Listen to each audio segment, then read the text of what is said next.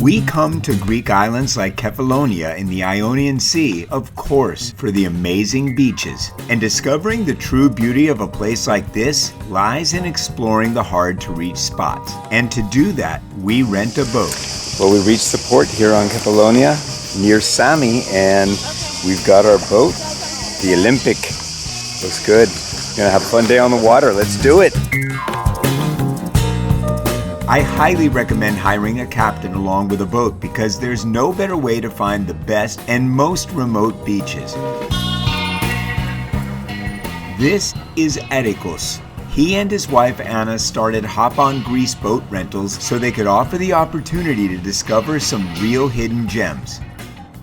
The remote and often deserted beaches usually have no name, so all I can tell you is hop on and they'll take you to places you've only dreamt of.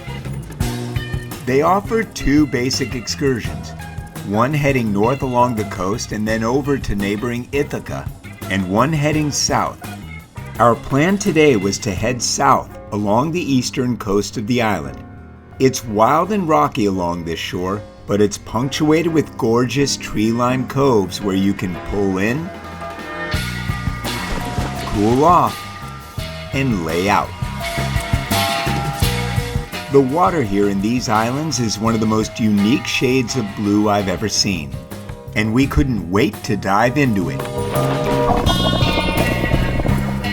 It's crystal clear with unlimited visibility, and although the snorkeling isn't tropical or in the same league with the Caribbean, there's plenty of fish and a ton of cool underwater scenery to observe. This was our first of 4 stops on a morning trip that lasted about 5 hours.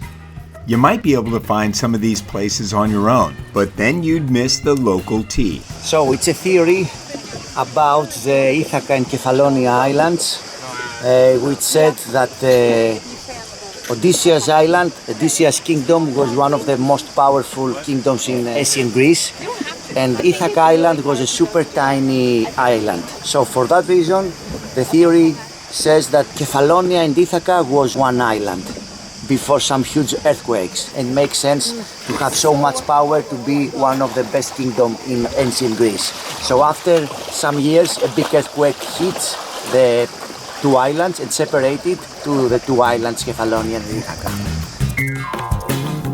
Like many of the beaches in Greece, and especially those in the Ionian Islands, these beaches are rocky, made up of small, smooth pebbles that are actually really nice to lie on. After hanging out for a while, we hopped back on the boat and headed to our next spot.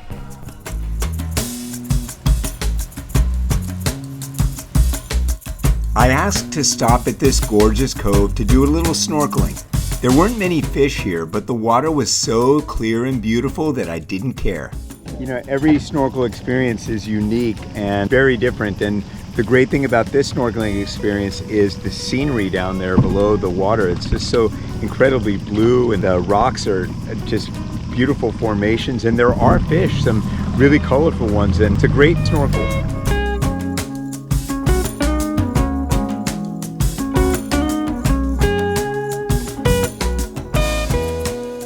Eventually, we ended up at one of the most beautiful and unique beaches I've ever experienced, Makria Petra. This beach is a true hidden gem. Makria Petra means long stone, and it's a series of small secluded pebble beaches that are exposed in the low tides of summer.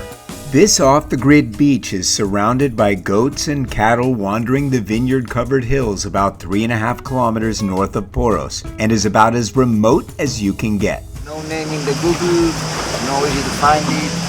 Well, this is the captain's favorite spot. We hit the water again and began exploring the caves and strands of beach that line the shore.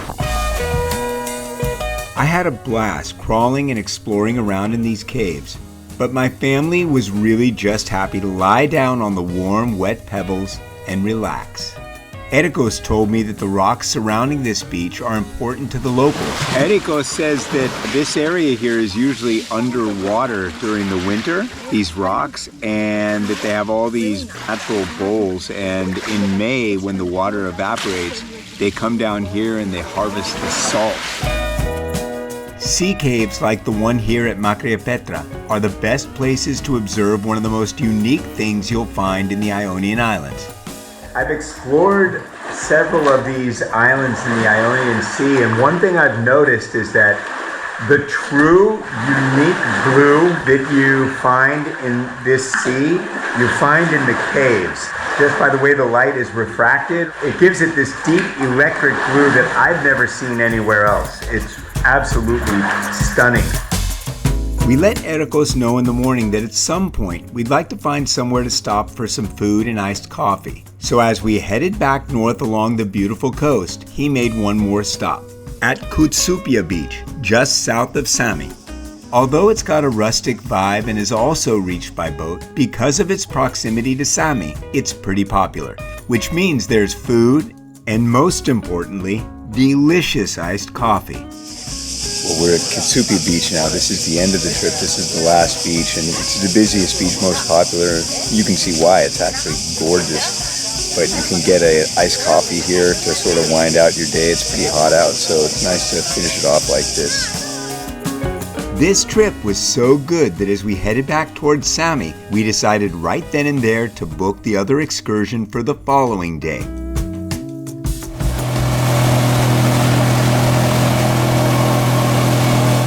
Yeah, that's my other boat.